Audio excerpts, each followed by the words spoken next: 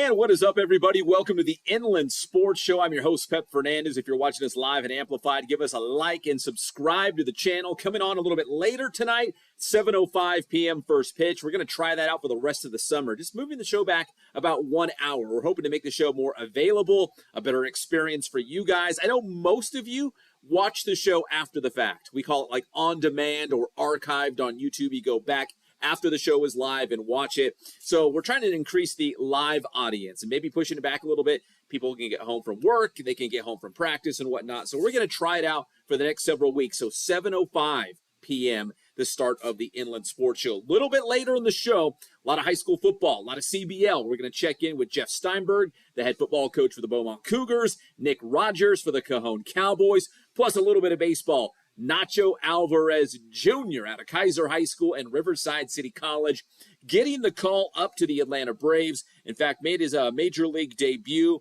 on Monday, and then today on Wednesday, collecting his first major league hit in the first game of a doubleheader for the Atlanta Braves. So we're going to hear from Nacho and what that experience was like, getting that call, right?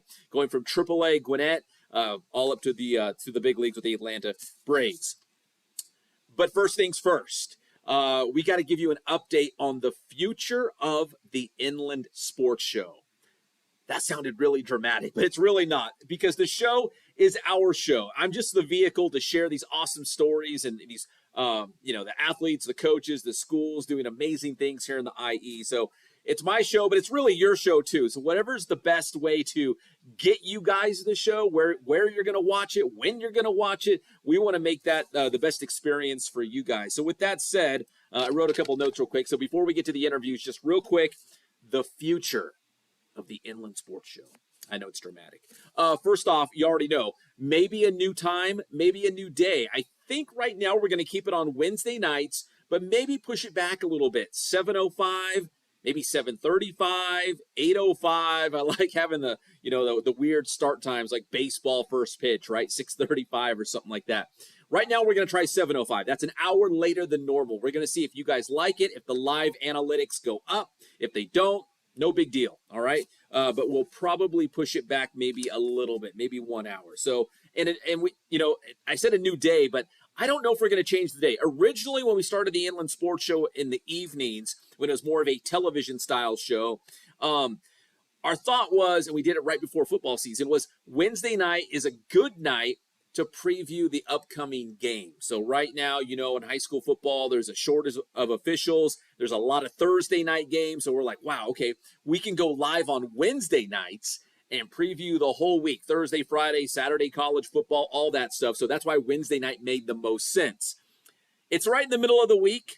We'll probably keep it on Wednesday nights, but maybe a little bit later, like I said, 7:05. So that's one thing.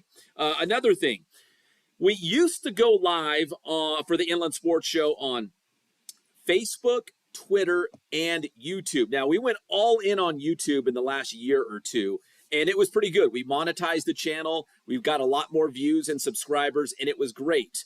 But going back and looking at the analytics, it never really took off on Facebook, but to be honest, we really didn't put a lot of resources or time into promoting the content on Facebook. But Twitter always did well, or X if you want to call it right now. So we're thinking of maybe buying the blue check mark, because that'll give us access to Media Studio on Twitter, so we can also stream live to Twitter as well. So that's another option as well, because there's a lot of people hanging out on Twitter. So we want to make sure this is really a distribution thing for us, is just give the viewers another place, another chance to see the show. And that'll help our sponsors, our advertisers as well. Paulson Orthodontics, Boost Training, and Ken Sporting Goods, trying to just get more eyeballs on our show, which is great for our sponsors who have been so generous to support this show. We're going on 10 years next month, 10 years of the Inland Sports Show. So, and speaking of distribution, we're thinking about Twitter. Also, I had a meeting about 2 or 3 weeks ago, and it went really well, about maybe, possibly, getting the Inland Sports Show back on television and or radio. So that's in the works as well. I know most of you guys are hanging out online, and our social media presence is really important to us, and that's why we put the show there. but there's a chance. It's not like we're not going to do YouTube or not try going back to Twitter like we used to, but the television and or radio would be in addition to. It would be like a simulcast. So that's behind the scenes. That's conversations that we're having. Again, just an opportunity to get more people to hear or listen to the show for our distribution. More, just get it out there more easily available.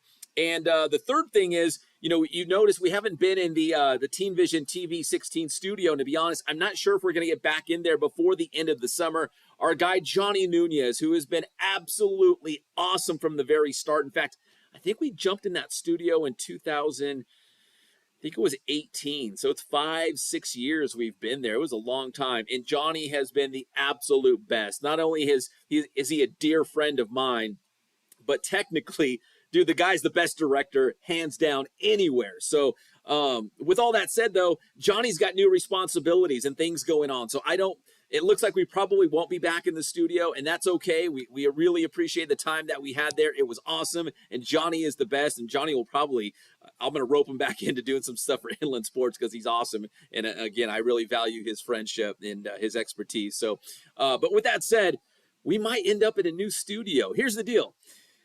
There's a couple other places that we've talked with about doing the Inland Sports Show at their place, but it comes with some stipulations, right? If I do it here at home, I do whatever I want, right? But if we go somewhere else, so I got to work around their schedules and what they have going on as well. So if we still do it at home, we might create a brand new Inland Sports studio, maybe here at my house. If I know for sure it's going to be taking place here at my house going forward, we might put some resources into building a full-on studio. I know you guys can't see it, but I've got, let's see, 1, 2, 3. I've got 3 lights. I've got a microphone. I've got a camera, and I've got my broadcasting software. So, I mean, that's pretty much it. That's all you really need to do to go live, broadcast live for social media and online. So if we do it from home, we could do it, man. We got the equipment, but if we're really going to create a studio, we'd probably put more resources and buy stuff to make it really nice. That's if we go all in on staying at home. Like I said, we're having some conversations about doing the show somewhere else. We're having conversations about maybe simulcasting again on TV and radio, if that makes sense. Right now, we got a big following online, and we want to make sure we continue to do that. We don't want to neglect our online audience, of course, because you guys have been awesome. We've gone through many different phases. We've gone through an evolution of the Inland Sports Show. We've evolved over the years. And so we want to make sure we keep our loyal fans happy. And again, I know a lot of you, most of you, catch us on YouTube. We'll post pictures and short videos on Instagram and Twitter. So anyways, could be a new day and time. Could be live streaming on Twitter and or radio and TV again.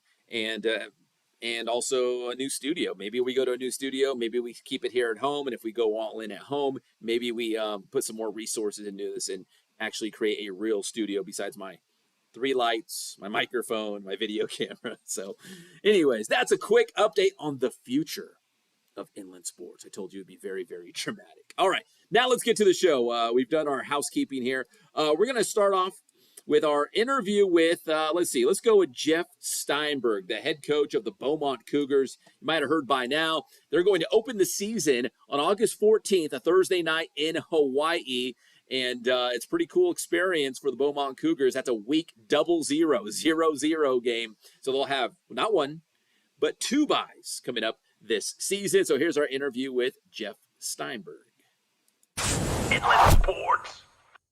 And now join us here on the Inland Sports Show. I bet you helmets and pads are coming out real soon for the Beaumont Cougars. We got head coach Jeff Steinberg as they are getting ready for their, I think it's called week 0-0 week. So, Coach Steinberg, welcome to the show. How are you doing? I'm doing great. Thanks for having me on, Pep. Did I get that right? You guys are playing Hawaii. I think it's August, I want to say 14th. Is that right?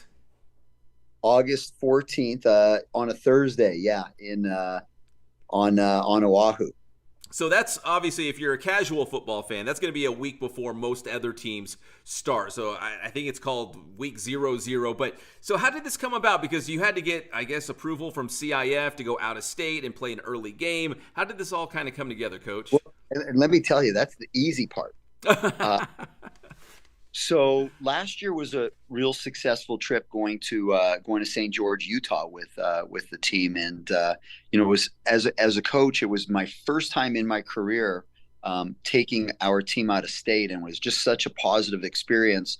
We started talking, and I started talking with our booster group, and we started talking about some different places, and then it just kind of popped into my head that, hey, let's build on that great experience, and let's start the season in another state. And so we put some feelers out to different states and teams, and I have a friend in Hawaii that actually used to be the head coach at one of the Kamehameha schools, and he helped us out with finding a team.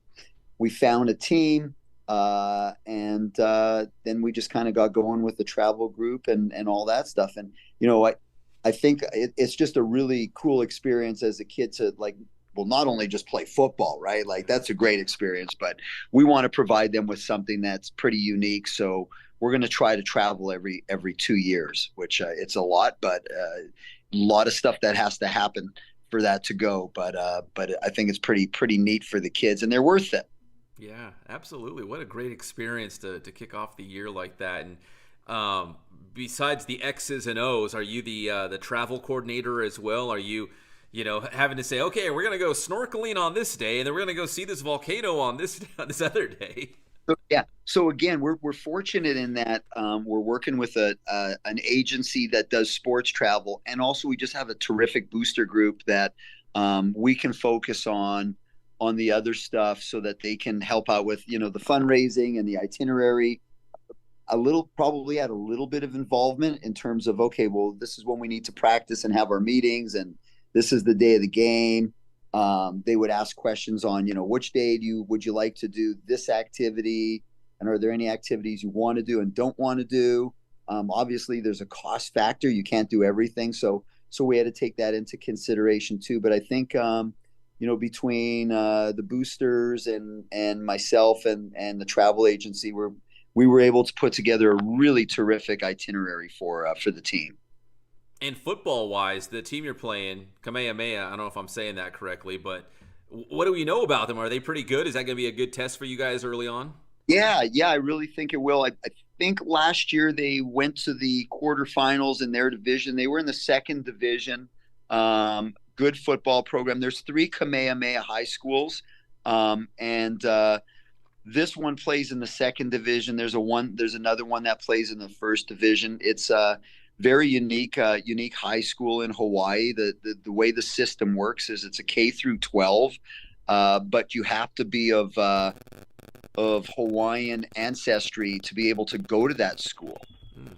So you've got to be able to prove that your parents are of Hawaiian descent, and so generally the kids that go there are going there. They start there in kindergarten or in elementary, and go all the way through the 12th grade. It's a private school, but it's the cost of, I guess, going there is covered by the trust fund of the school. Wow, that's really cool. That's kind of a different version of a private school. Totally different out there. And if you're just a casual football fan, there's some really good teams that come out of Hawaii, like nationally ranked. There's some really good programs. So I'm sure they play some really good teams. They've been tested over the years and whatnot, because there's some good football over there. Very, very good football. We were able to take a look at a lot of the games that they played last year. We exchanged game film on Huddle, and they much like I guess California, you're going to see the whole spectrum of different offenses and defenses. That's awesome. What a cool experience. And I think too, to kind of piggyback off what you said, that you played on the road in Utah against Dixie last year. I think Dixie comes to Beaumont this year, correct? Yeah, and this year they'll be coming week 3.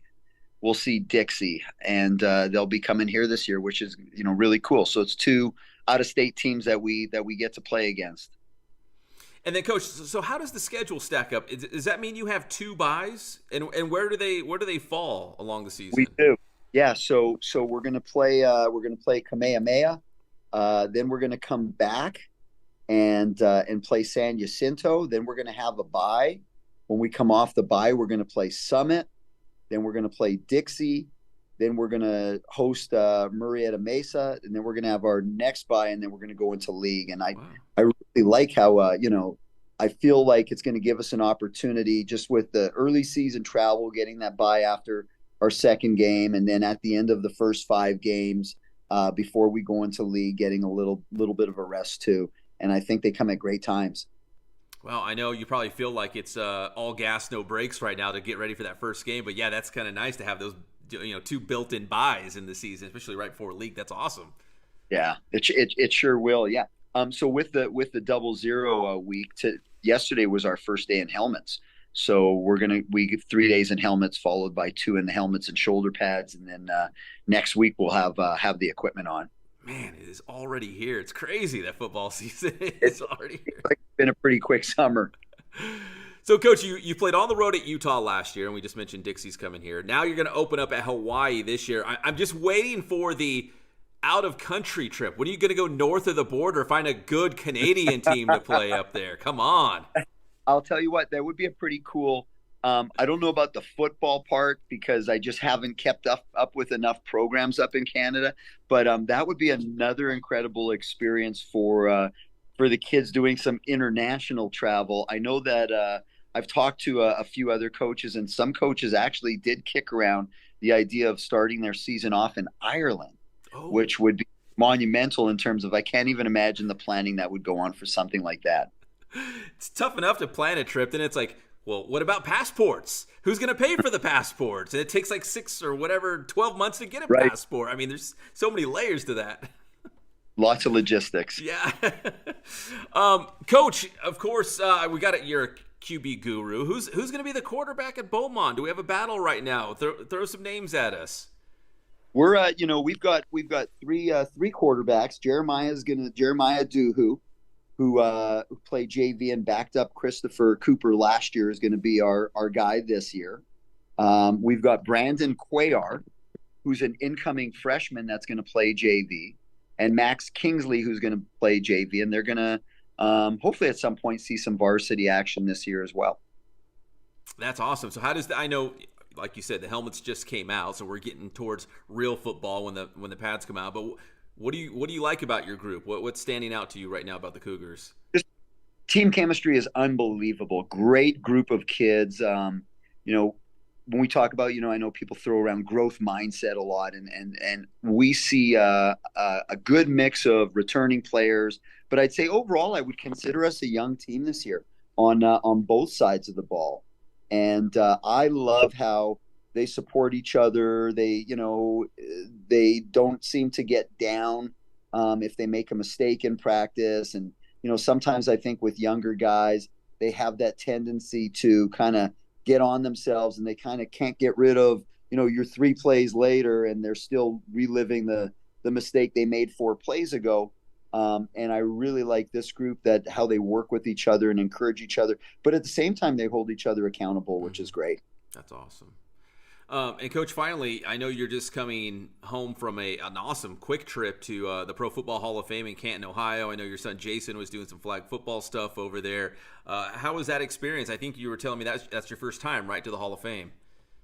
First time, it was surreal, just seeing it on TV, and you see induction speeches and guys that have gone in, and just being able to spend time there. It was really, really incredible. And like, as soon as we left, all I could think about is, we've got to go back. I need more time in there. It was really cool. And then just being able to experience it with Jocelyn and Jason. And we went with another family who are our friends, because our sons play on the same team, and just being able to kind of, share that. And it was pretty cool. I was thinking about it. I think the Hall of Fame ceremony is kind of wrapped around the Hall of Fame game, which is the first week of August or so. I mean, that's tough for you being a football coach to get out there. Yeah. And we and like, I even talked to Jason about that. It'd be a really cool bucket list thing. Like one year when some players that he's watching now get inducted, maybe we can make it a weekend trip to be able to watch the speeches and go to the game. Does he have a favorite player? Sure does. Sure does. Patrick Mahomes. But I think it'll take a while till he retires and gets inducted. Yeah, I think there's a safe bet he's gonna get in. But Jason's a receiver, isn't he? I thought he would pick a receiver out there like Cooper Kupp or Justin Jefferson or something. Yeah, he definitely a Justin Jefferson fan. He's kind of like a Swiss Army knife out there. He plays some receiver, a little bit outside linebacker, corner. He's gone in at quarterback a few times, and he's at the age that who knows, anything could happen. So I told him to keep an open mind, and wherever he's needed, he should play. That's a good attitude right there. Coach, my guy Mitch from KMET 1490 AM hit me up and said, don't forget, I guess they're making the trip too. The game from Hawaii will be broadcasted on the radio 1490 AM. So if you can't make the trip to Hawaii and follow Beaumont, you can follow them on the radio dial, which is pretty awesome. Not a lot of teams have that luxury, Coach. Yeah, so the radio crew's coming, and we're gonna have a really good entourage. I was told that most of that plane on the flight that we're on is going to be, players, coaches, and families that are making the trip. So it's gonna be a fun trip, and we're gonna get a lot of support coming with us. I think we travel pretty good, and this will sure be proof of that. Yeah, the ultimate road trip going to Hawaii to open up the season in week 00. That is Beaumont head coach Jeff Steinberg. Join us here on the Inland Sports Show. Thanks you so much, Coach. And I did want to point out one more thing. I know you said fundraising is complete, but if people want to contribute, give back to the Beaumont program, maybe line up that Ireland or Canadian trip next year, how can they support the team? So if people want to support the team, they're free to drop me an email at the school or hit me up on social media, and I can get them in touch with our football booster group, and that any support would definitely be appreciated. You got it. That is Coach Steinberg from Beaumont here on the Inland Sports Show. Inland Sports. All right, that was the one and only Jeff Steinberg joining us here on the show. Pretty cool for the Cougars to open up in Hawaii. When we come back here on the show, we'll get some more Citrus Belt League football with Cajon head coach Nick Rogers.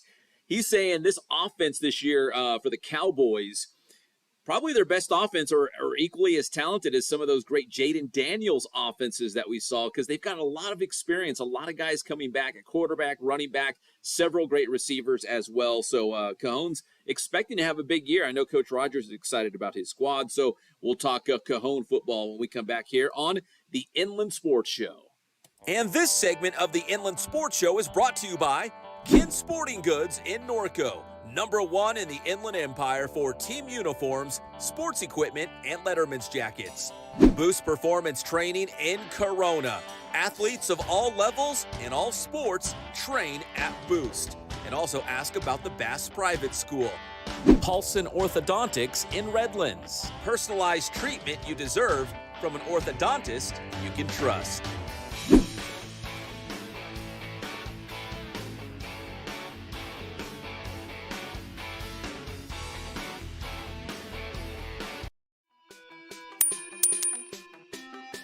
What up, y'all? Boostman here with a quick 2 cent. Student athletes, during competition, things will always happen that's out of your control.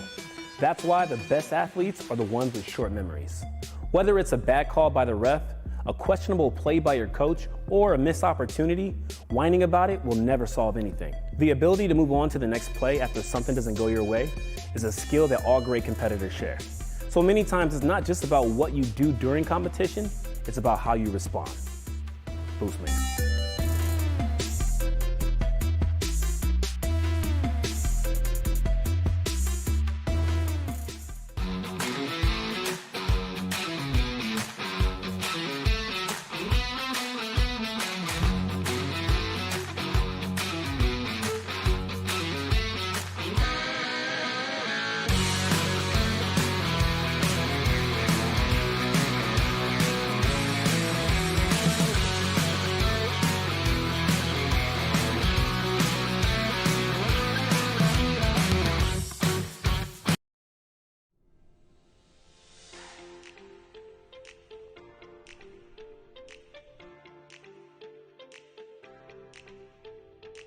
The Inland Sports Show is proud to partner with Dr. Marcus Paulson and Paulson Orthodontics in Redlands.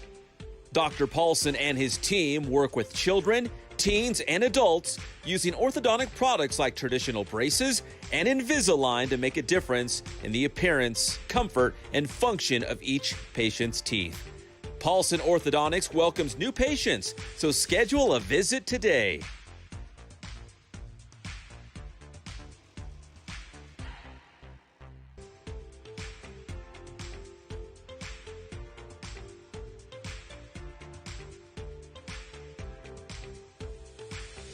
Paulson Orthodontics. We make braces fun.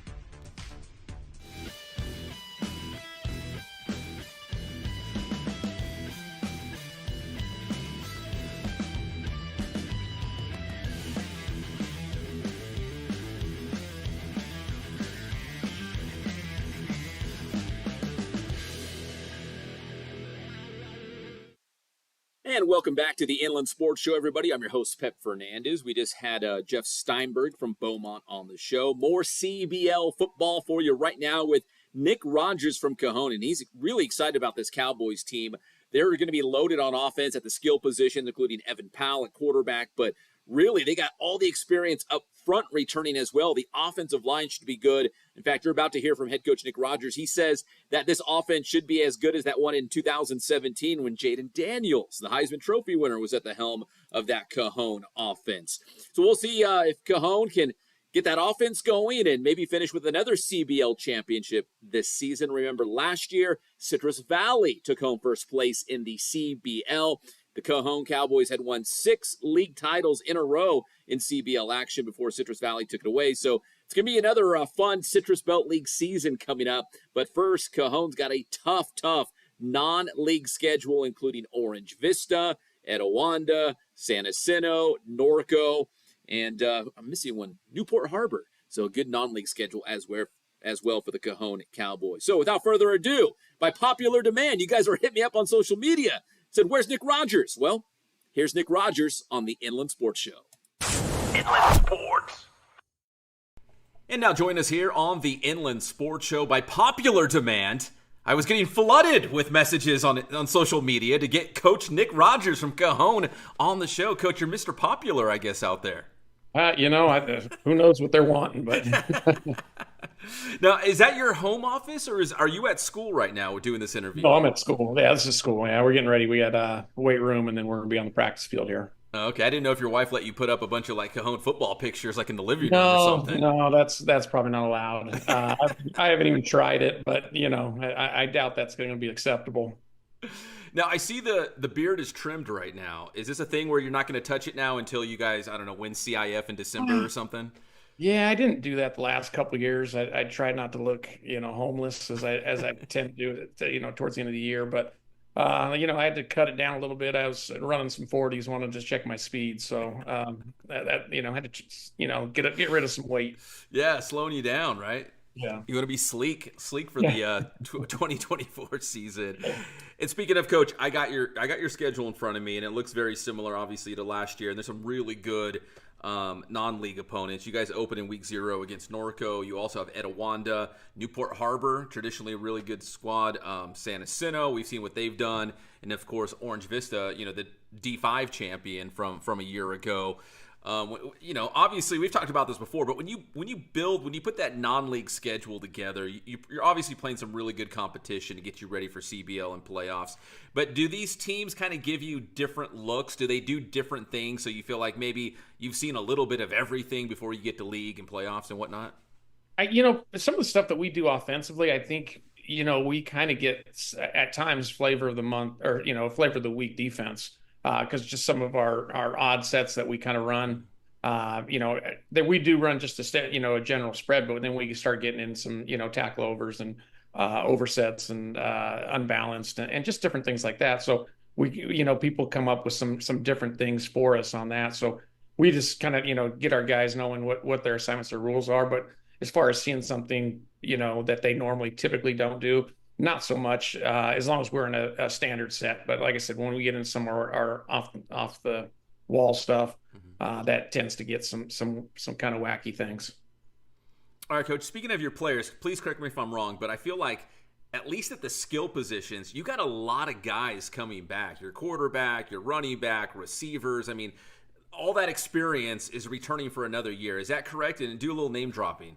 Yeah, we returned basically, at one point 9 of the 11 starters on offense.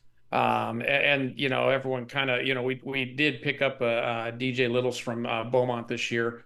And people make a big deal about transfers and stuff. That he's starting for Norco. He'll be our only transfer that's starting. The rest of these kids are been in the program for 3-4 years for us. And we're going to be senior heavy on the offensive side. So guys like Jared Rennick, who was all CIF player, really good receiver. Bjorn Birmingham, 2-way guy for us all league. Evan Powell, I think, is going to be one of the best, if not the best quarterback in the area. I can't say enough good things about that kid.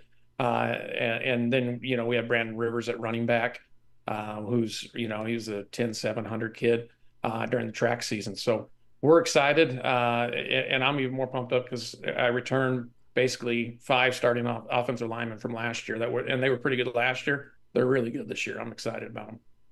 Yeah, I was going to say, all these guys coming back and all that experience they got from a year ago, does this year feel like, man, this could be, I'm not ready, not trying to crown you guys CIF champions or anything like that, but do you feel like, man, this is a pretty good squad. We've got the experience. We've got, leadership in key positions that we need, especially at quarterback. Like this could be a pretty good team.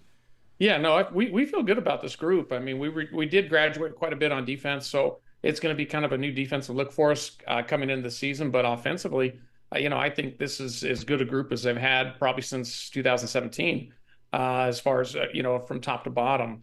Going back to that offensive line, it's the best offensive line I think I've ever had here since I've been at Cajon. So I'm really excited about that. I hope we can put up some points, and obviously we got to stay healthy. But this is a good group now. When you start talking about CIF, now you start getting into we still haven't adjusted everything to the new CIF policy. I guess it's not new. It's been in for a few years now, but you just never know where you're going to be put. You're going to be in Division 2, 3, 4, but I doubt that. But, those things happen. So we'll kind of see how the season goes for us, and we'll make the adjustments that we need to when it comes to CIF. Now, going back to last year, we saw the Chapman twins play a little bit on both sides of the football. Like you said, you're a little young on the defensive side. Could we see some of these guys maybe going both ways a little bit? Yeah, well, Bjorn Birmingham, he's a 2-way guy for us last couple of years, but so he just won't come off the field. So I try to get him off on special teams. He finds a way out there too. So he just likes to play football. So we let him go. Jared Rennick's another one that. At times we use him defensively. There's a couple linemen depending on situations. Obviously, starting out with Norco, we're going to see a little more power sets. We may see some of those offensive line guys having to play a little double duty for us there. But for the most part, we try to stay as much as we can one way, just to continue to get extra reps at those positions. But there are certain circumstances that come around, and obviously, B out there at receiver and outside linebacker safety. We just, like I said, we just can't get them off the field. Coach, you said this might be your best offense, especially up front, maybe since 2017. Obviously, that was one of those Jaden Daniels teams, and now you're playing inside Jaden Daniels Stadium. I don't know. At least for me, it feels like a whirlwind. I feel like he just left Cajon and Heisman Trophy and NFL quarterback and all these things. How cool is it to just kind of reflect on him putting Cajon on the map and San Bernardino on the map and all these amazing things he's done on the national stage for our area. Yeah, it's one of those things that you take for granted when you have him here, and you kind of go back and start looking back at some of the things that he did and how the school was at the time he was here, and it was just such an exciting time and an exciting atmosphere at the games, and then, you turn around, now they've got the stadium named after him. And then I'm teaching summer school class this year. I turn around, he's running the track, training, getting ready, when he was back from Washington. So it's just kind of cool to see the stadium, the kid running in his own stadium. And then, summer school kids just kind of, geeking out over him running out there. So. Do you use him? No, obviously he's super talented, but it sounds like, what we don't see is that he puts in a lot of work on his own. I remember it was like a couple of years ago, it was like the middle of May at a Cajon's playoff softball game. It was like CIF semifinals on a Saturday morning, and there was Jaden out there, like, working out on his own, middle of May, like football season was still months away. So this guy loves the work. He's not going to shy away from it. Do you use him as an example beyond just being super talented to your current players? Like, guys, if you want to be great, it's not by accident. He's the Heisman Trophy winner. Yeah, no, he's just a special talent. And like I always tell kids, one thing they're like, in fact, some guys from Washington area was asking about his weight room numbers. And I was like, they weren't anything special. He wasn't like the strongest kid, but he didn't miss. He was there at every workout. The kids saw him at every workout, and that matters. Now, as far as translating to this group, I mean, it's just kind of a thing that we're seeing now, these kids. I don't know if it's necessarily picking it up from him, but, Jared Rennick's out there, in the middle of the heat, running routes and doing things on his own. And I have to, call his mom, like, hey, we need to get him off the field. It's too hot. I have to go ask him, are you crazy? But, again, he's got a determination to be great. It's the same kind of mindset that Jaden had, and I just watch him do it. It's just kind of fun to watch, and but sometimes you got to sit there and say, okay, enough's enough. You got to go rest. Yeah, it's hot. It's gonna be a long season. Hopefully, it's a really long season for you guys, which would include a bunch of playoff games as well. Coach, going back to this year's team, obviously last year Citrus Valley won the CBL championship. What do you think it's going to take for your Cowboys to compete for the league title, maybe finish on top this year? We always got to, it's just such a talented league. And not only that, it's just got really great coaches in it. And so when you start looking at these guys, and some have been around the game quite a long time. I mean, Coach Stengel over there at Redlands, he does a great job. We got, obviously Justin Price at Ukaipa and Kurt Brook or at Citrus Valley. So it's just one of those things. We just got to be prepared for it and get ready for it. But it'll be tough. But the good thing, for us was, I think, losing that game against Citrus Valley has kind of re-energized this program a little bit. I think we'd taken some things for granted and didn't prepare quite like we'd like to, both coaching and players. And the mindset's kind of different. It's changed, and this is a focus group right now. All right, finally, Coach, what does the next couple of weeks look like for you guys? Like, when does helmets and pads come out to get ready for that first one? Yeah, we get going next week on that, unless I'll double check my days, but that's what I have it set for. And then, just get our practices in. We got a 4-way scrimmage this year with Marietta Valley and Great Oak and Liberty out there in Marietta Valley. So, right out of the chute, we'll get some good competition right there. And then, take it into Norco. As a coach, I've never seen Norco. We have coaches that have played against them and stuff. I've watched them on film, but this will be the first time getting a chance at those guys. And so I'm curious about it. I remember when I played here in the 90s and take it on, further down, Norco was that team. You go back to the Gerhardt days and those things. Mm-hmm. So it's a special program over there. We're excited to kick off the season with them and looking forward to it. Yeah, that's a good one, man. That scrimmage too. Those are good ones there. That's going to get you ready. Yeah, no, all sorts of things we'll see. So, we're excited for it. We'll see how it goes. Yeah, I remember those Marietta Valley battles you had. It was the Hank Bachmeyer versus Jaden Daniels games. Yeah, Jaden throws for like 560 yards and a loss. That's it's just crazy. But those are both those games. A lot of offense in that game and those two games, and it was fun to watch. Could be a lot of offense again this season for the Cowboys. Sounds like they're loaded on the offensive side of the football. Coach Rogers, always appreciate the time, and I'll see you again very soon on the sidelines out there at Cajon at Jaden Daniels Stadium.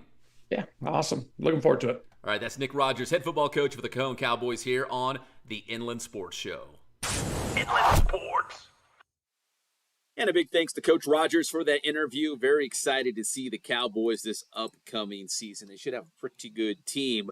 When we come back here on the Inland Sports Show, we're going to check in with our guy Nacho Alvarez, the former Kaiser High School and RCC baseball star, just called up to the major leagues by the Atlanta Braves and even collected his first major league hit. We'll be right back here on the Inland Sports Show. And this segment of the Inland Sports Show is brought to you by Kin Sporting Goods in Norco, #1 in the Inland Empire for team uniforms, sports equipment, and Letterman's jackets. Boost Performance Training in Corona. Athletes of all levels in all sports train at Boost. And also ask about the Bass Private School. Paulson Orthodontics in Redlands. Personalized treatment you deserve from an orthodontist you can trust.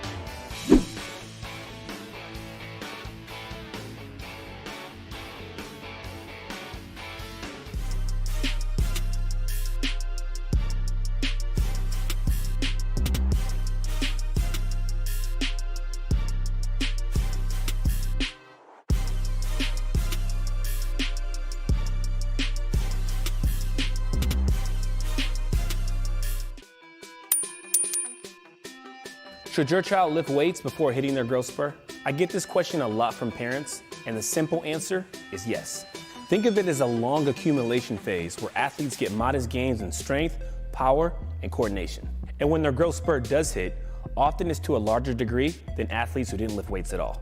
So remember, develop early, specialize late. Your boy, Boost Man.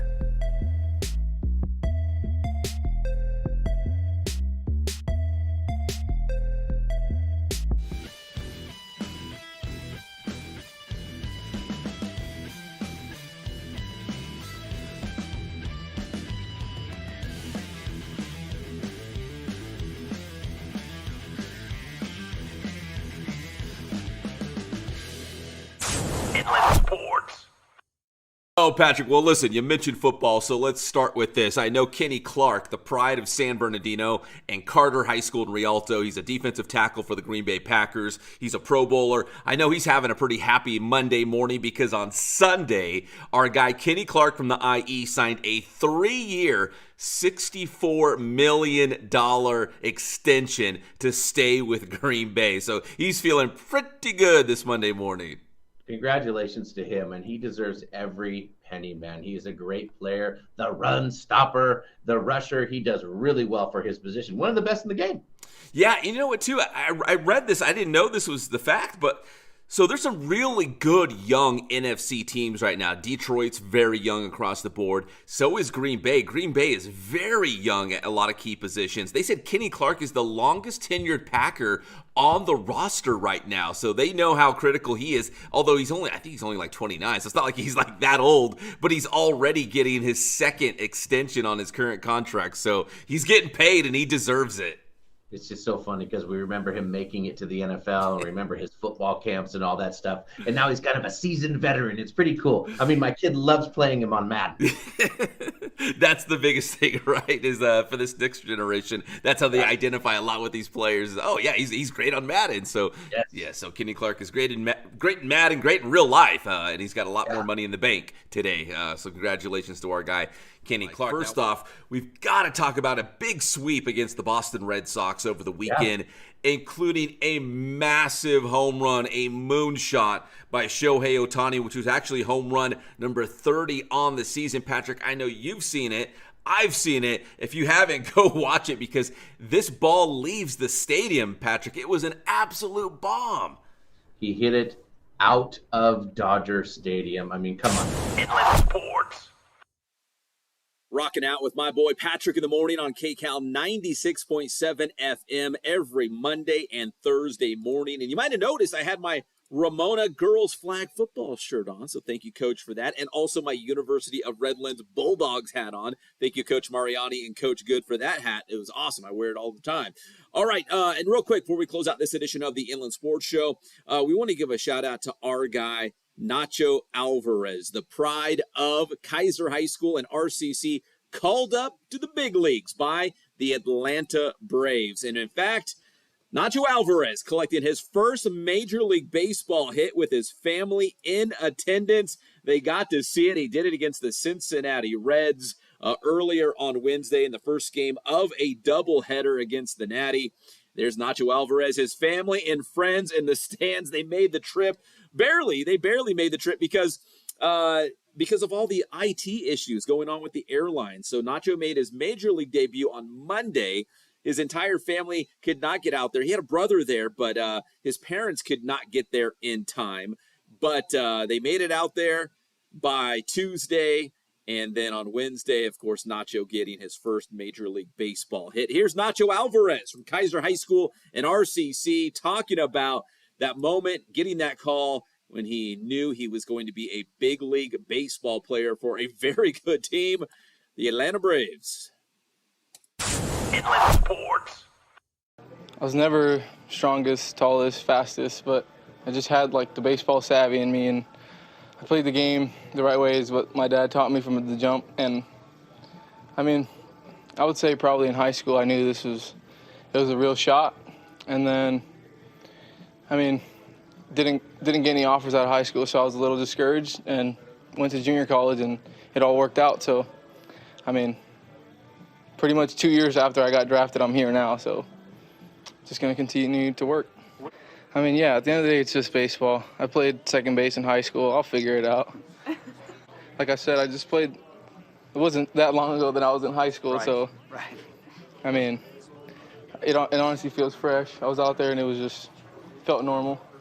I mean, it's surreal. It's something I dreamed of since I was a kid, and I mean, it sucks my family's not gonna be able to be here because all the stuff that's going on and all the systems are down. But I mean, it's just a dream. Like, I can't really explain it. I showed up today and I honestly couldn't believe it, but I'm here now, so I got to do my job. Inland Sports.